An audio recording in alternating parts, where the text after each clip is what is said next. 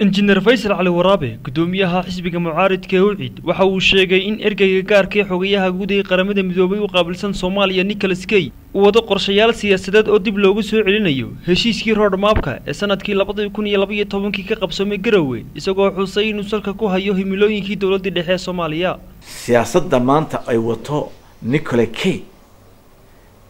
maanta lagu sameeyo Soomaaliya dib loogu habeenayo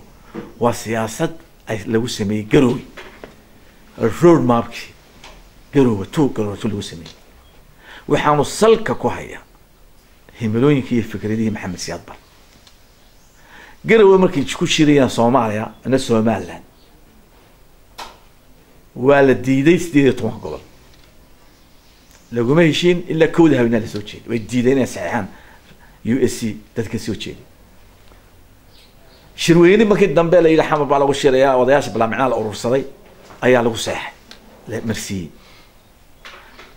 taas waa ta keentay in maanta wax Jubbaland la ilaa sameeyay taas waa ta keentay inta dad la soo kaxaysay shisheeyaha in dhulkii laga baro dawlad laga dhawaa Jubbaland la taas waa ta socota ila dooniyo in dadkii xoog weyn ay qaadato Soomaaliya gobol waanu sheegnay taas inay tahay laga dagaalamay aan yeelin Soomaaliland iyo USC dadka taageeri jiray wax dhacaya ma ana buugi Maxamed Siyaad Bar maanta anagoo saasoo dalkayga haysana xamaro dawladda ka sameeysan tahay USC u badan in la naga dusha laga saaro magalaan saay fikradda Garowe lagu soo abuuray ee xaq darada cadaalad darada ee dhulboobka it will never happen.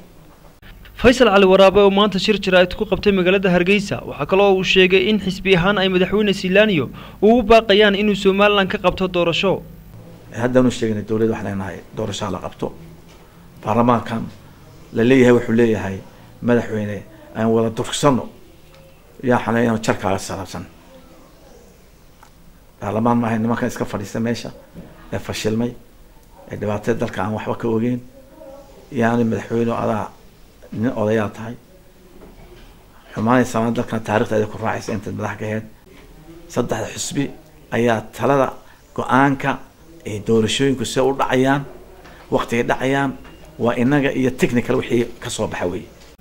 eedahan gudoomiyaha xisbiga Ucid u jeediyay Nicholas Kay ayaa imanaya iyadoo uu shalay kulamo la qaatay madaxweynaha Somaliland shirgudooga baarlamaanka iyo hogaamiyaasha xisbiyada mucaaridka Khalid Xabsi Kalsan TV